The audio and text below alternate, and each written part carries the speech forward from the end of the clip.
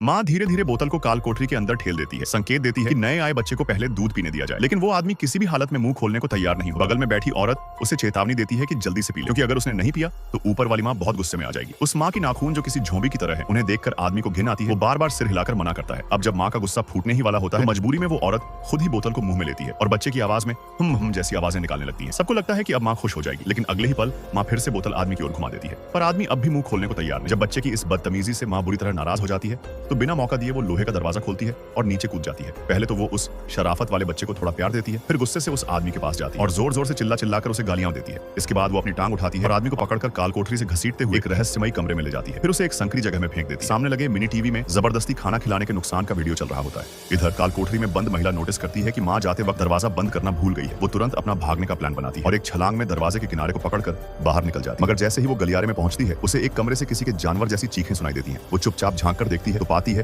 कि वही राक्षसी माँ जबरदस्ती उस आदमी को खाना खिला रही है। डर के मारे वो वहां से भाग निकलती है और छुपते छुपाते एक बेसमेंट तक पहुंचती है। पर बेसमेंट का दरवाजा भी अंदर से बंद होता है और वह किसी भी तरह से नहीं खुलता। इसी दौरान नीचे की माँ को भी आवाजें सुनाई देती हैं। अब उस महिला को डर होता है कि कहीं वो फिर से पकड़ न ली जाए, तो वह बेसमेंट की खिड़की का शीशा तोड़ देती है और बाहर चढ़कर निकलने की कोशिश करती है। संयोग से उसी वक्त एक राहगीर भिखारी वहां से गुजर रहा होता है और वह उसे खिड़की से बाहर निकाल देता है। मगर जैसे ही वो पीछे मुड़कर देखती है, माँ उसे एक दुखी और गुस्से भरी नजर से देख रही होती है। वह तुरंत उस भिखारी को बताती है कि नीचे एक भयानक राक्षसी माँ रहती है और वहाँ एक बेचारा आदमी भी बंद है। लेकिन भिखारी डरते डरते बताता है कि इस मकान में उस माँ से भी खतरनाक कोई और चीज मौजूद है। मगर अब उस महिला के पास सुनने का समय नहीं होता। वो सीधा पुलिस को बुलाती है और पूरी घटना उन्हें विस्तार से बता देती है। असल में कुछ महीने पहले वो और उसका बॉयफ्रेंड एक सस्ती डील के चलते इस सुनसान बंगलों को किराए पर ले लेते हैं। मगर जब लड़की घर को अच्छे से देख रही थी, उसे बेसमेंट की दीवार में एक छिपी हुई रस्सी नजर आई।